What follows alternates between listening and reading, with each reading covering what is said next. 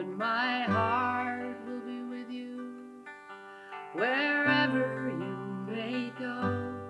Can you look me in the face and say the same to know? When you wear the jacket red and the beautiful cockade, oh, I fear you will forget all the promises you made. With the gun upon your shoulder and the saber by your side, you'll be taking some proud lady and be making her your bride. You'll be taking some proud lady and be making her your bride. Oh, when glory leads the way, you'll be madly rushing on, never thinking if they kill you that my happiness is gone. If you win the day, perhaps a general you'll be, though I'm proud to think of that. What will become of me? Oh, if I were Queen of France, or still better, Pope of Rome, I'd have no fighting men abroad, nor weeping maids at home. All the world should be at peace, or if kings must show their might, then let them who make the quarrels be the only ones who fight. Yes, let them who make the quarrels be the only ones who fight. Oh, if I were Queen of France, or still better, Pope of Rome, I'd have no fighting men abroad, nor weeping maids at home. All the world should be at peace, or if kings must show their might, then let them who make the laws be the only ones who fight. Yes, let them who make the quarrels be the only ones who fight.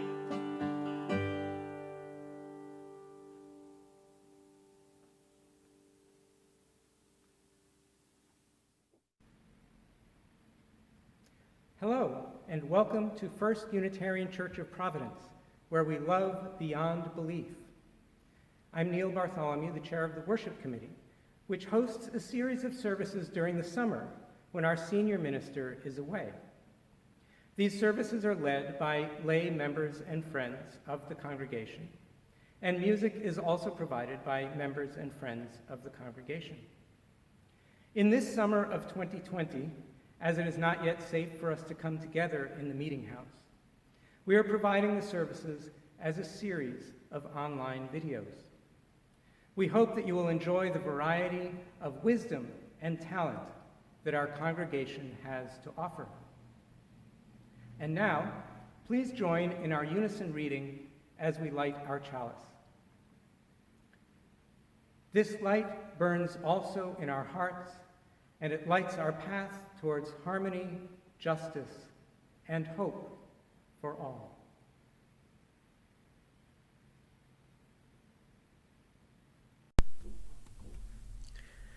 Today's service, words and music, are provided by Aubrey Atwater and Elwood Donnelly, folk singers and multi-instrumentalists who are longtime members of First Unitarian Church of Providence. They present American and Celtic songs with unique vocal harmonies, guitar, mountain dulcimer, Irish whistle, harmonica, banjo, and more. Aubrey and Elwood have spent many years performing in and visiting churches throughout the United States and beyond. For 15 years, they hosted a monthly community spiritual gathering, Church in the Barn, in Foster, Rhode Island, a community experience that they will forever treasure. And they have more recently been part of 2 theological action and contemplation groups in Providence. Married in 1989 by Reverend Tom Alburn at First Unitarian Church of Providence, Aubrey and Elwood have performed widely in the United States and abroad. Their 13 recordings receive international airplay. And here they are.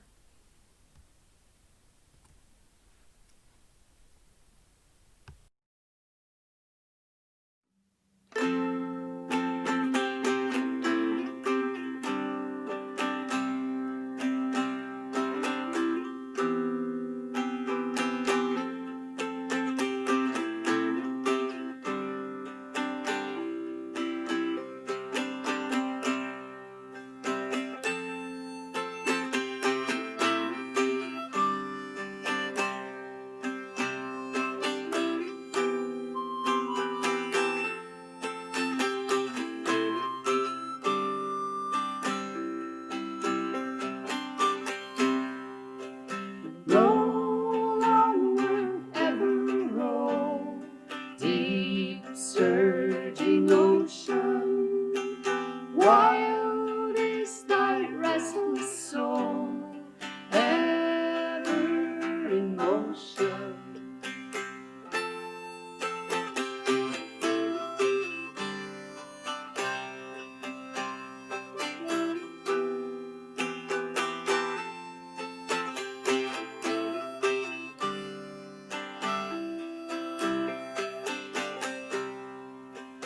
Waves round me ever flow, swelling and leaping. Winds round me keenly blow, never are sleeping.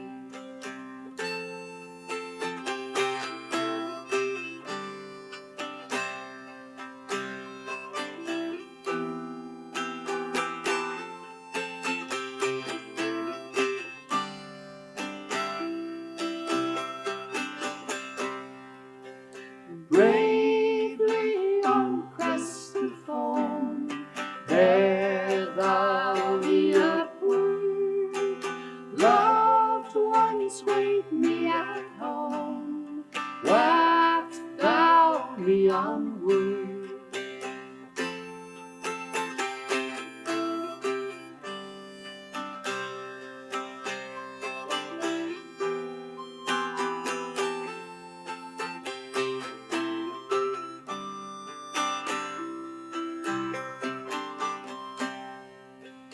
Roll onward, ever roll, deep surging ocean.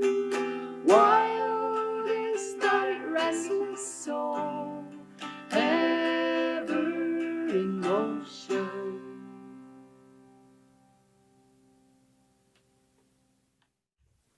Good morning. What was that like for you?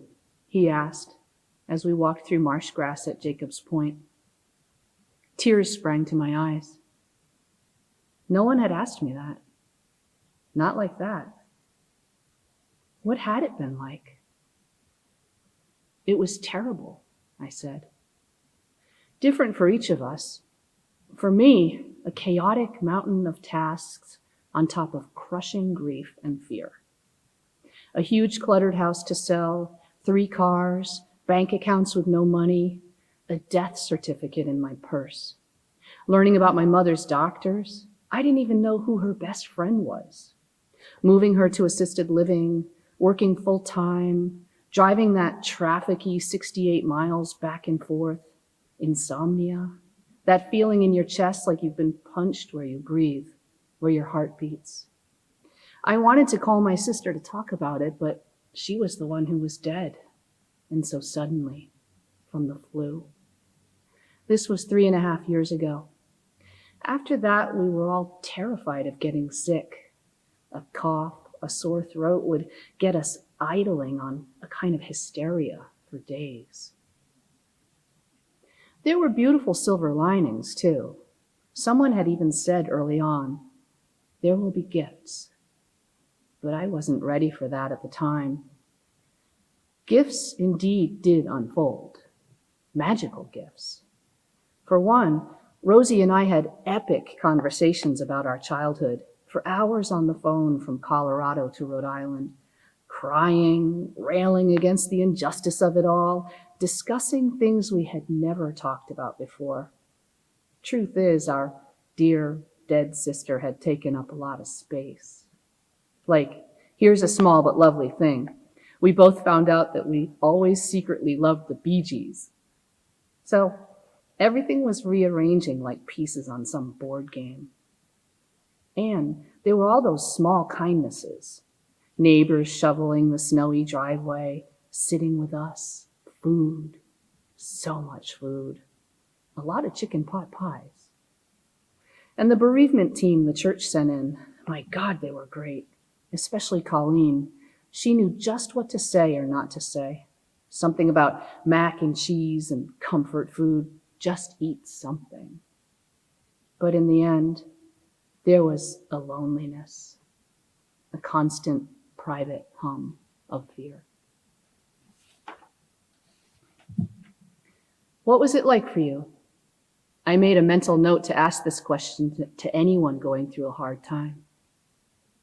What is this like for you? Such a brilliant, simple, succinct 6 words, and a beautiful result of my friend Fernando's life as a priest, hospital chaplain, educator, and later husband. He had also perfected the ensuing silence, because as we all know, it's not enough to ask a question. You might actually want to listen to the answer.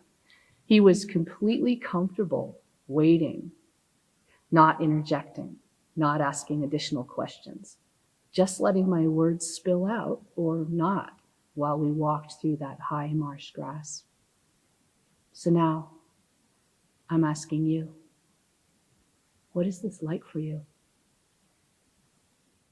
This is a song that Elwood wrote last summer, and it's called The Coxswain. And if any of you are rowers, you know that's the person in the boat who's leading the way.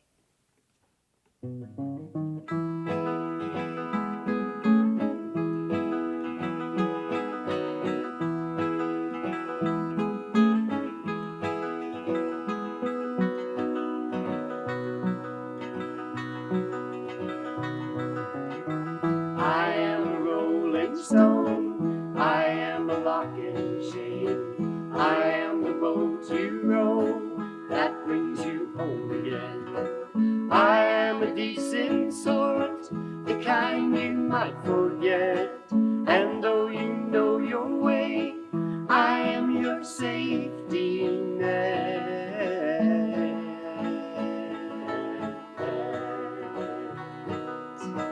It's time you learn to wake up the ghost in you. We are the ones who believe the most in you. Rally round, muster up, and send for relief.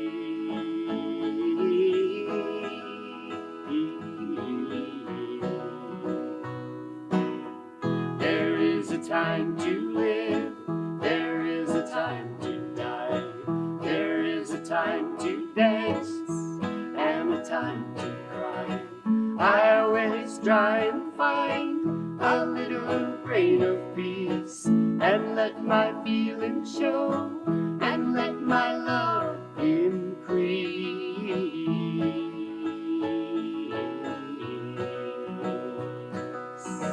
There'll come a day when we'll forgive ourselves. That ghost we liberate will outlive ourselves.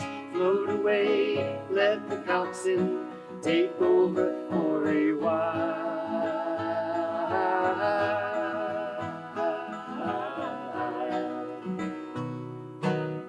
I am a rolling stone, I am a lock and chain, I am the boat you row that brings you home again. I am a decent sort, the kind you might forget, and though you know your way, I am your safety net.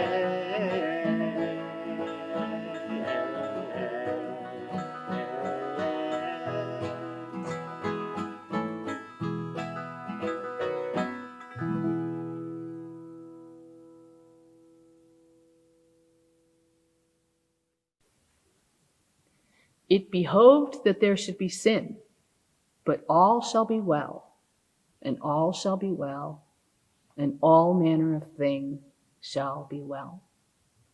For there is a force of love moving through the universe that holds us fast and will never let us go. Julian of Norwich was a religious hermit who lived from about 1342 to 1416. She was viewed as a living saint and one of few women with known writings that go back that far. She lived secluded in a cell attached to St. Julian's Church in Norwich, England. Around 1373, she prayed to become very ill, but not die, so that she might learn to live more mindful of God. And she did get sick and almost die. In a particularly critical few hours after she was even read her last rites, she had a series of revelations. The 13th was the story with the "all shall be well" quote that we often hear in present-day society. You see it on greeting cards, wall art, jewelry, t-shirts, face masks, Pinterest, even a folk song. I brought this quote up recently at a tiny birthday party. Elwood and I were sitting on our friends Steve and Linda's deck in Warren. When I recited the lines, the conversation turned instantly tender and reverent. Steve, who once studied to become a Presbyterian minister, bolted into the house and came out with 5 books on the translation of Julian of Norwich's Revelations of Divine Love. Revelations of Divine Love. What's not to like? I pounced on the books and quickly found the sections on the 13th vision in each one. Julian of Norwich said in so many words that before that vision, she often wondered why God didn't prevent sin, or bad or errant or misguided behavior, or generally speaking, trouble. Why not just not have it? Then all would be well. Instead, there's so much evil and great harm done that it seems impossible that anything should come to any good, and we mourn and cannot take our ease or feel joy. We're blinded by how upset we are. And one could even say, upset in part because humans can't even agree on what sin is. But, she said, our good Lord appeared in one of her visions and answered this, saying it was befitting or necessary that there should be sin, and that we will only understand why it has been allowed later, and that all shall be well, and all shall be well, and all manner of thing shall be well. From that point on, Julian of Norwich began to understand how we and our actions figure into this belief, and the importance of not only noble and great deeds and gestures, but also of little and small, lowly and simple, that the least little thing should not be forgotten. I thought this was a lovely reminder of the reverberations of our actions and efforts, collective or single, large or small, that they are significant and worthy, often mysteriously extending far beyond our comprehension. A patient kindness to a stranger in a store, letting someone go first in traffic, calling a distressed friend, picking up litter, accepting a gift, playing your one ukulele song for an elderly neighbor, linking arms at a rally, noticing beauty, speaking up, protecting a child, making a good point. So, as I pored over the 5 translations at the birthday party, I thought, this is what faith is. This is trust. This is how faith guides our action, or perhaps how action guides our faith. We will see for ourselves that all manner of things shall be well, but we don't know when. We have to wait. We have to be patient. We have to pay attention. We have to take comfort in all the good works that are happening now and are still to come. At that moment, Julian of Norwich recognized the compassion she had prayed for. and the call to be joyful in all circumstances, however adverse, and that all things will ultimately be put right. What seems impossible to our human hearts and minds will be possible. Those ancient words confirm something I've been feeling and saying all these months, and honestly for much of my life, that we messy humans struggle and grapple with the same issues generation after generation, decade after decade, century after century. No matter which of the 5 translations I read, they all rang so deeply true now in these turbulent, uncertain, and heartbreaking times. That the cause of all this pain is great transgressions in the conduct, policy, words, and actions of people in our times, people in positions of enormous power and leadership, as well as those following them. And our fear and lack of hope keep us from accessing truth, joy, and love. And while we may try to hold on to those words, all shall be well, no creature on earth can know how that will play out. So, now, here's the action part. If we believe all shall be well, that doesn't mean we don't do anything. At this juncture, I think about a quirky friend who, once faced with car trouble, said, "God will fix it." And I was like, no, I don't think it works like that. I think we should call AAA. So I've asked, what is this like for you? And we've talked about Julian of Norwich's 13th revelation. Now, what are we going to do? What is our call to action? How do we shore up our faith with action?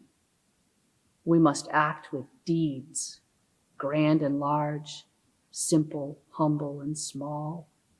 Speak, challenge, build, march, write, call, donate, read, risk, discuss, think, grow, run, wrestle, struggle, campaign, vote, protect, defend, help, feed, plant, dance, laugh, sing, rest, be happy. I conclude with words from the Talmud. Do not be daunted by the enormity of the world's grief. Do justly now. Love mercy now. Walk humbly now. You are not obligated to complete the work, but neither are you free to abandon it. What will you do this week?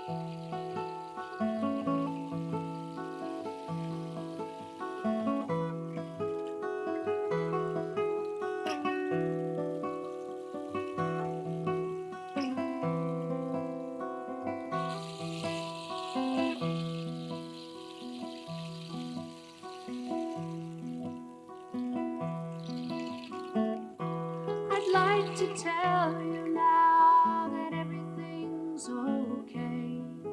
The children are asleep in their beds.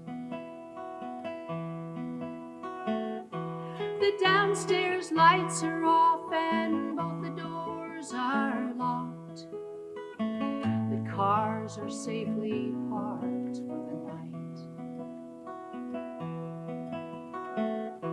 Another day, another life, another week, and we are in our bed so warm and clean. I put my hand on your hair and tell you that right now, right here, this time, everything's all right.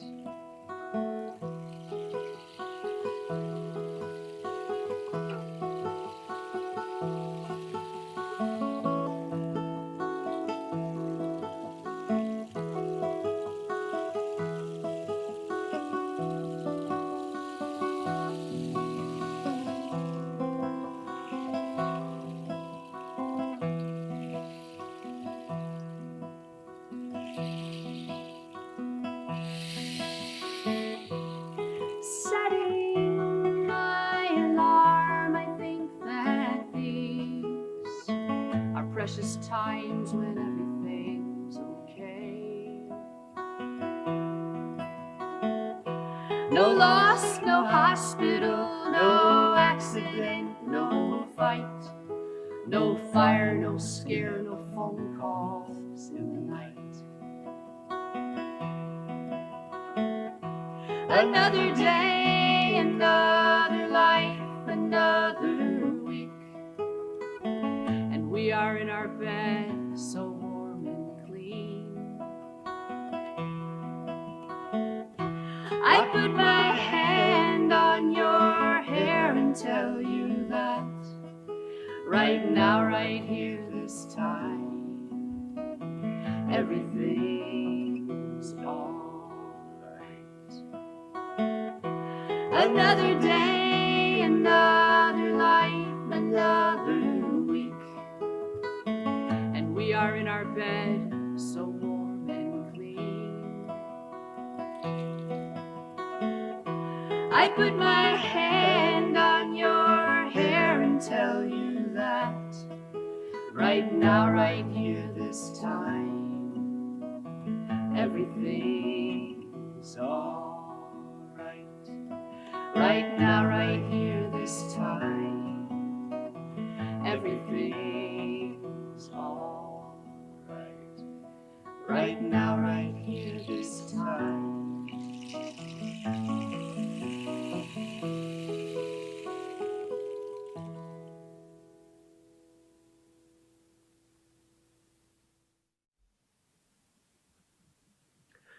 For our prayer, we chose Our Real Work by Wendell Berry.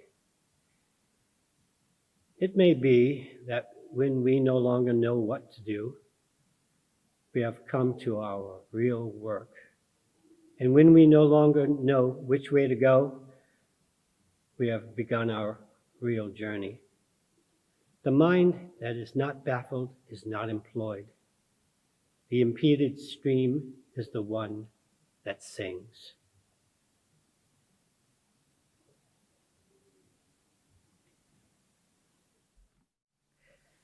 For our silent meditation, I often think back on being educated in a Quaker school, and every week we would have a 45-minute meeting for worship, and the entire school community would sit in silence, and I loved that even as a teenager.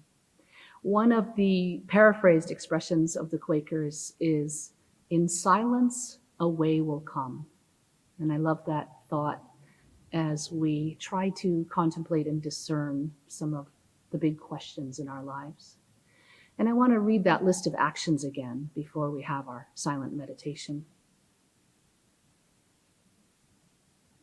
Speak, challenge, build, march, write, call, donate, read, risk, discuss, think, grow, run, wrestle, struggle, campaign, vote, protect, defend, help, feed, plant, dance, laugh, sing, rest, be happy.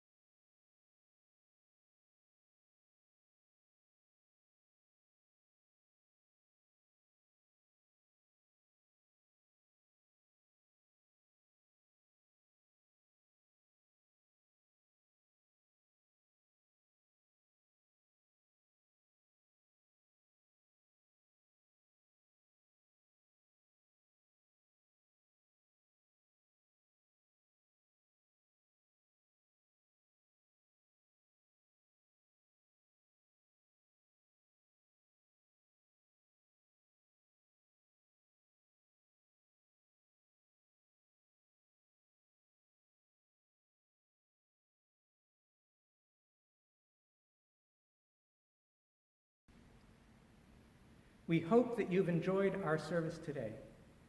As a self-supporting congregation and a beloved, aspiring community, we rely on generosity and commitment to keep us vital and relevant.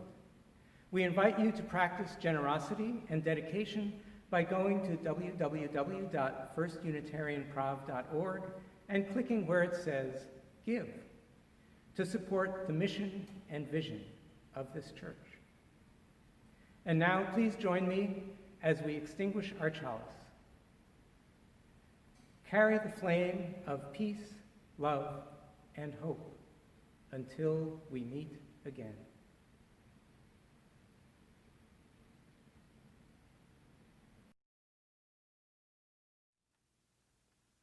I've got a mother gone to glory. I've got a mother gone to glory. Look away over yonder on the golden shore. Away up in heaven, away up in heaven. I've got a mother gone to glory. Look away over yonder on the golden shore. Some bright day I'll go and see her. Some bright day I'll go and see her. Look away over yonder on the golden shore. Away up in heaven, away up in heaven. Some bright day I'll go and see her. Look away over yonder on the golden shore. I've got a father gone to glory. I've got a father gone to glory. Look away over yonder on the golden shore. Away up in heaven, away up in heaven.